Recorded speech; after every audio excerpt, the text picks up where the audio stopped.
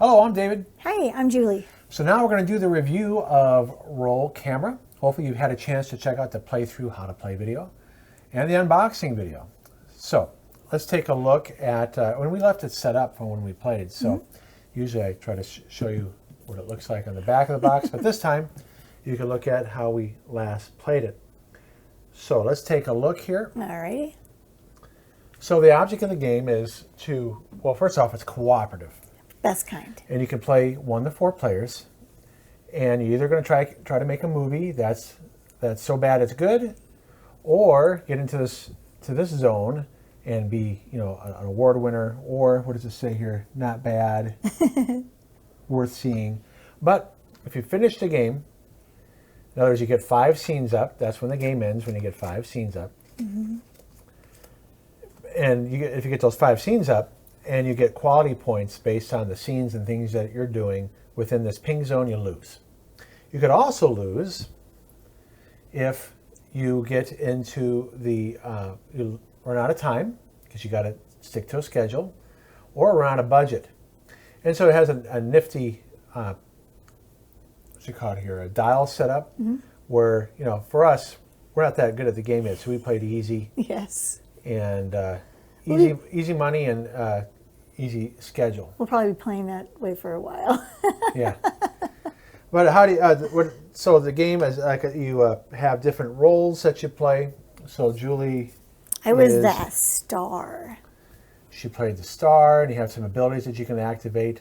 This is optional, by the way, but you have some abilities you can activate if you assign dice to it. Everybody has this one. And then I was the director. And then there's some other ones too, like the production designer, editor, producer, cinematographer. And Didn't you say the back had the opposite sex too? Right. Yeah. So that's nice that That's they nice. provided that too. And so how are you going to get these scenes out? Well, you're going to have scenes here that you're going to try to film by placing dice on set pieces. You're going to have to pay for set pieces, and you can use dice to pay for them or to rearrange them. And you got to rearrange them, and you're going to place dice which represent different members of the crew, the different facing, like for instance, this is the lighting crew, that's the camera crew. And you got to place them and match the different symbols here. And then when you do, you can place the scene into your editing track. And so this one right here is worth 1 quality point.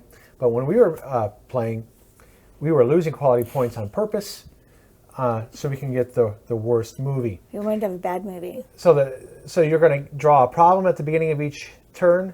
You're going to roll any dice that's not already locked in, and you can assign them to different spots to take actions. For instance, you can hold a production meeting and play cards that generally help you. And you can, of course, get rid of problems.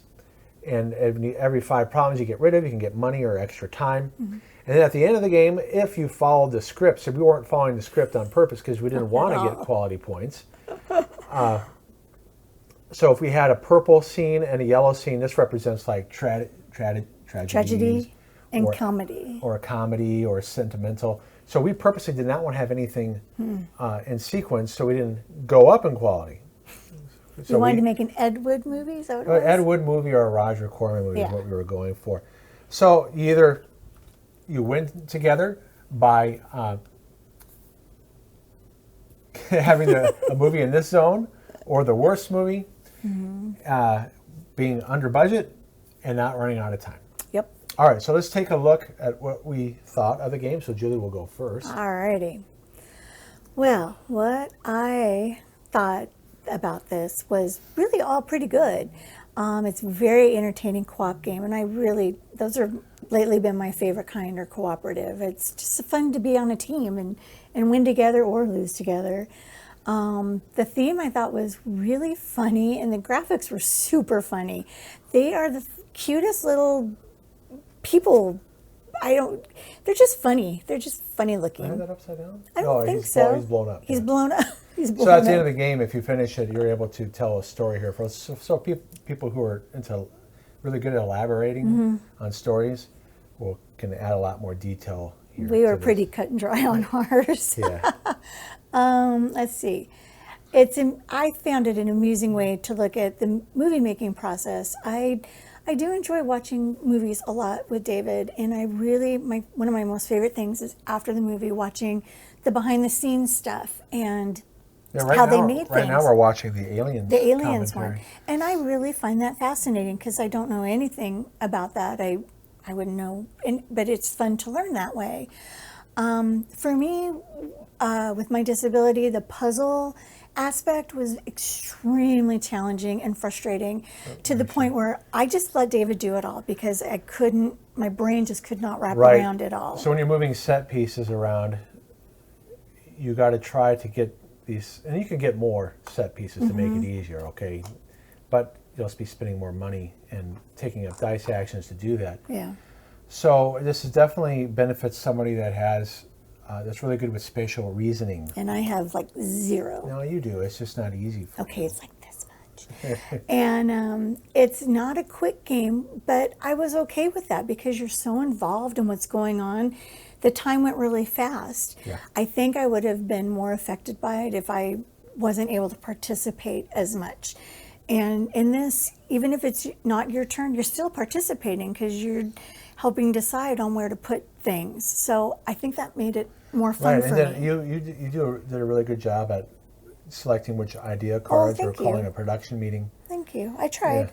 Yeah. So let's take a look at what I Okay. mentioned here. All right, so it's very evident that the designer of this game, and I think he did the art as well. I don't remember. He's very much a passion project in terms of the graphic design and the gameplay, but then the component quality. If you see the unboxing, as you can see here, I mean, the tiles are nice. They're thick. They're nice and thick. Etched dice. The board is nice and thick. I mean, the cards could be a little bit better quality, but they're decent. Okay. You said the rulebook was good too. Well, you'll see that in a minute. And then you got a nice tracker. But I mean, look at this insert here. I like the insert. I mean, we didn't expect that. No, when I we thought got that was it. really That cool. was really nice. And it's thematic. It goes with the game. And The if you little look at the open and box close here, thing. it opens like this. That's a cool. What is that thing called anyway? Do you know?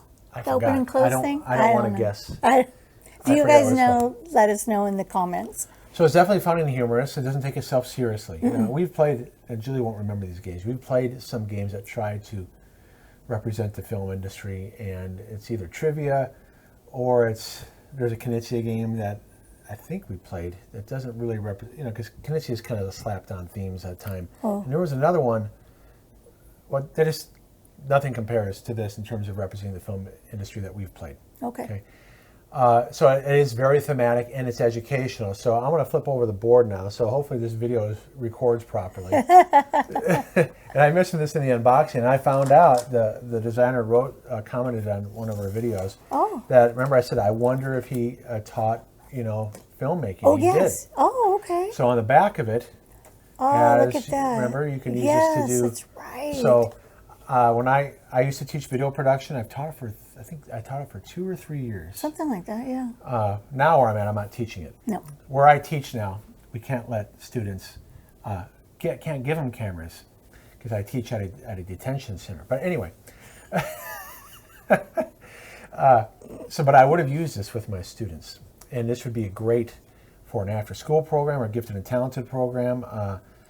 If I had, like I said, a video production class, I would use this as a teaching. So this is how you would make a movie then? Is that what you're trying to say? It can help them understand the process of setting up scenes. And we have Act 1, Act 2. Now, it's interesting that he has two parts, an Act 2. That's fine. Act 3. But you could also say this is the epilogue and have a prologue. And there's ways to do things. That's cool. It's nice. And he did confirm that. I was right that he was using the Matt and Trey Parker. There's a video of South Park. There's a video I used to show my students on how to write scripting. One of the standards we had to teach is how to script. Okay. Luckily, this video had all the bleeps because I couldn't, because they swear in the video. But luckily, I was able to show it. They swear in South Park. I know, but when you're teaching high school kids, you can't do that. You can't do that. But yeah, it is based on that structure a little bit because they didn't come up with it. Okay. Oh, okay. But they mastered it. That's cool. They're masters of the structure. That's really cool. All right, so Back to you. it's cooperative with difficulty control. So that's the nice thing with that dial. I mean, as you saw here, as I show on camera here, this dial here, you can play an easier or harder game. Yeah. And there is some optional rules in the rulebook that we haven't looked at. I guess there's some production cards here. Oh. Let me see on this camera. I don't know how these work yet. I haven't read those rules yet. Production company cards. Oh. And I guess there's rules for 5 or 6. So I guess you could even add more players. Wow, that's cool. And there's some solo rules here. So the production ones, those are the people that pay to make the movie, right? Yeah, Production? they'll put up the money with a producer. Oh, okay. Okay. Got it. See, All right. I'm learning. It has tense decisions. So if I flip the board back over, the tense decisions come in the manipulation of the set. You're Keep upside on down. going to that camera. Oh, that's okay. It's upside down. I meant to do that. Manipulating the set pieces here, and then assigning dice. Because what's nice about this is that you don't have too many dice. You No. really feel like, wow, I really got to use these dice. And even when you have one left over, you're like, what can I do with this one left over die still? Yeah, you don't want to waste it. Because you don't want to waste Yeah. it. And because you have problems popping up, you're always trying to figure out, should we solve the problem because it gets more difficult later? Like here, it only takes 2 dice of any side, 2 of a kind, 3 of a kind. So the Yeah. further down they get, the more difficult they are to solve those problems. Right. Now you can change the face of a die and get an intern, but interns cause problems. We all know this from jobs or being an intern that Yeah. don't know what you're doing necessarily all That's the why time. you're there to learn. Right. So, again, very tense decisions, but in a good way. Yeah. Not in a frustrating way, because we played some games. We stopped playing Pandemic year 1. We'll have to do a review on that maybe someday, why Okay. we gave up on it. All right. And in my opinion, how not to do a legacy game. Now, this isn't a legacy game. I'm only pointing that out is that it got too difficult and we just stopped playing. Yeah. Okay. Excellent rule book. So, for those who don't know my research, I did my dissertation on how to write rule books, and there's 3 categories that I proposed. There's rule books that are pleasurable to read, rule books that are, what am I doing? There we go. Rule books that are, I just forgot. No, I didn't Frustrating was the worry. lowest level. Right. Tolerable, maybe? Hang on. Gosh darn it. Well, I can't believe I'm forgetting. It will come to me in a moment. This is what happens when you work all day and you do videos. This rulebook would, if I were to apply the performance list, the performance list that was made up by experts in the industry and based on research, this would probably come as a pleasurable read. Okay, annoying is the second level. This would not be annoying. So it's very well written. And there was only one problem I found with it that maybe will be addressed later. Other than that, there are some areas that could be improved, but still it would score very high. That's good. So let's take a look again at the last thing. So visual spatial manipulation, that's a warning that if you're not into moving pieces around like a Tetris pieces. So for Julie, for instance, if she had to play this alone solo, she wouldn't do well. She needs someone to help her with this part, moving around the set pieces in order to try to get the blue areas to match where you got to put dice. Very true. So I mean, you could rotate like this, but that's going to be difficult for some people to do that. So again, it's a warning if you expect. So that's a good thing in one way because the game would be too easy. The choices would be too obvious. We've played other worker placement games or other dice manipulation, dice placement games where the choices are so obvious like the game plays itself. Because of that aspect, even though it can be difficult for some people, it makes for a less obvious choices that you want to do. You got to sit there and think, do we really want to do that or do this or so? True. In a good way. In a good way. But It did not make my brain hurt, though. Yeah, but not so frustrating that you don't want to play. Oh, no, I would definitely play, but as David said, I would not play this by myself. There's just no way, because I would try doing those tiles, and after a while I'd be like, forget this. Yeah, it's not worth it. It's not in your wheelhouse. And I know okay. it. That's Yeah. okay. Just I like know. certain things, I'm not good at learning foreign languages. I've never been good at learning And I foreign like languages. learning that. So, Yeah, so there you yeah, go. there you go. So this is just a warning. If you're not into that type of thing, it's a major part of the game. You might not enjoy this game. Or just know that you've got to play with somebody that does enjoy doing that. Mm-hmm. All right, so let's take a look at How we rated it? how we rated it. We used a BGG rating. Oh, by the way, all those opinions that we gave here, Julie doesn't know what I say, and she doesn't know what I say. She hears them for the first time Yep. when I read mine. All right, so our ratings are based on the BGG ranking system, and you can see here. And again, we rate this separately. I ask her first, and then I rate mine. I already have mine ahead of time, but I ask her. And so we enjoy playing it and would suggest it. So Yeah. from our cooperative game area, this is definitely going to stay in the collection. Oh, definitely. If we ever come across somebody, or this would be games that we want to teach people, like, hey, you want to play a really cool cooperative game? This would Right. be on the top of the list to show them what a cooperative game can do. But you'd have to be the one to teach them because I couldn't do Right, it. but the point is, if we wanted to show them Yeah. how a theme, okay, Yeah. can be really immersed in a cooperative game, this would be one of the games that we would want to show them, and Right. how you can combine different mechanics. And if you just want to have a lot of fun playing. I know exactly who we play with too. Yeah, I know who to show it to, right, if we could, you know. If it wasn't for the darn pandemic. Yeah, exactly. So maybe over time we'll go up to a 9 or 10. Yeah. But right now it's set. And by the way, I don't think I've ever said this in the reviews that we've done. I think this would be a contender for some awards. Oh, yeah, you did tell me that the other day. And Yeah. because of the production value, the passion that goes into the gameplay, and just the theme. I don't know what this designer needs to do to get it seen by people. I'm sure they got to send sample copies.